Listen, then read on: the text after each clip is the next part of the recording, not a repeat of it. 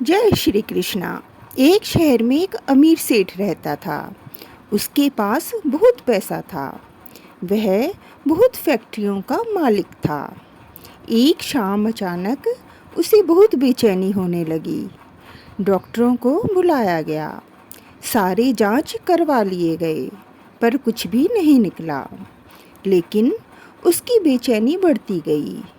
उसकी समझ में नहीं आ रहा था कि ये क्या हो रहा है। रात हुई, नींद की गोलियां भी खा ली, पर न नींद आने को तैयार और ना ही बेचैनी कम होने का नाम ले। वो रात को उठकर 3 बजे घर के बगीचे में घूमने लगा। घूमते घूमते उसे लगा कि बाहर थोड़ा सा सुकून है, तो वह बाहर सड़क पर पैदल निकल पड़ा। चलते चलते हजारों विचार मन में चल रहे थे। अब वो घर से बहुत दूर निकल आया था और थकान की वजह से वो एक चबूतरे पर बैठ गया। उसे थोड़ी सी शांति मिली तो वह आराम से बैठ गया। इतने में एक कुत्ता वहां आया और उसकी चप्पल उठा कर ले गया। सेठ ने देखा तो वह दूसरी चप्पल उठाकर उस कुत्ते के पीछे भागा। कुत्ता पास ही बनी झुग्गी झोपड़ियों में घुस गया। सेठ भी उसके पीछे था। सेठ को करीब आता देखकर कुत्ते ने चप्पल को वहीं छोड़ दिया और चला गया। सेठ ने राहत की सांस ली और अपनी चप्पल पहनने लगा। इतने में उसे किसी के रोने की आवाज़ सुनाई दी। वह और करीब गया तो एक झोपड़ी में से आवाज़ आ रही थी। उसने झोपड़ी के फटे हुए बोरे में झांक कर देखा तो वहाँ एक औरत फटे हाल मैली सी चादर पर दीवार से सटकर रो रही थी और ये बोल रही है, हे भगवान मेरी मदद कर, और रोती जा रही है। सेठ के मन में आया कि यहाँ से चले जाओ, कहीं कोई गलत ना सोच ले। वो थोड़ा आगे बढ़ा तो उसे विचार आया कि आखिर वो औरत क्यों रो रही है, उसको क्या तकलीफ़ है। और उसने अपने दिल की सुनी और वहाँ जाकर दरवाज़ा खटखटाया। उस औरत ने दरवाज़ा खोला और सेठ को देखकर घबरा गई। तो सेठ ने हाथ जोड़कर कहा, तुम घबराओ मत, मुझे तो बस इतना जानना है कि तुम क्यों रो रही हो।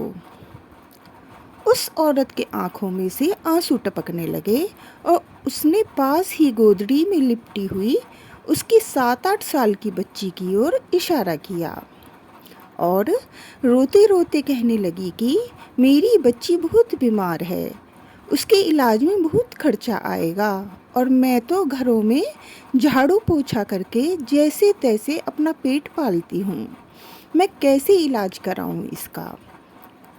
सेठ ने कहा, तो किसी से मांग लो।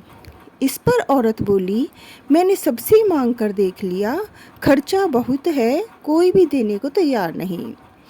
तो सेठ ने कहा, तो ऐसे रात को रोने से मिल जाएगा क्या।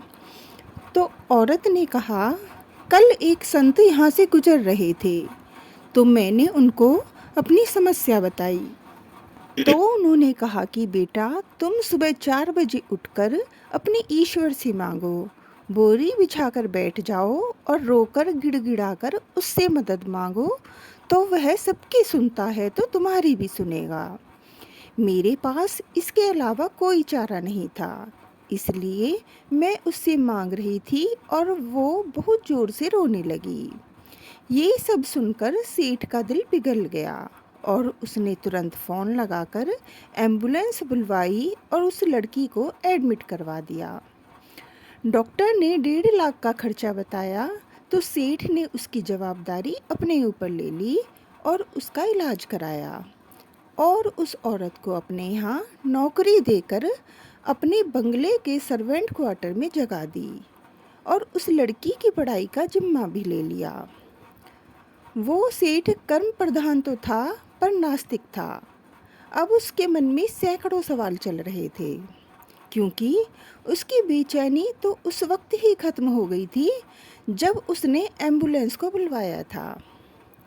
वह यह सोच रहा था कि आखिर कौन सी ताकत है जो मुझे वहाँ तक खींच ले गई, क्या यही ईश्वर है और यदि ये ईश्वर है तो सारा संसार आपस में धर्म जात पात के लिए क्यों लड़ रहा है? क्योंकि ना मैंने उस औरत की जात पात पूछी और ना ही ईश्वर ने जात पात देखी।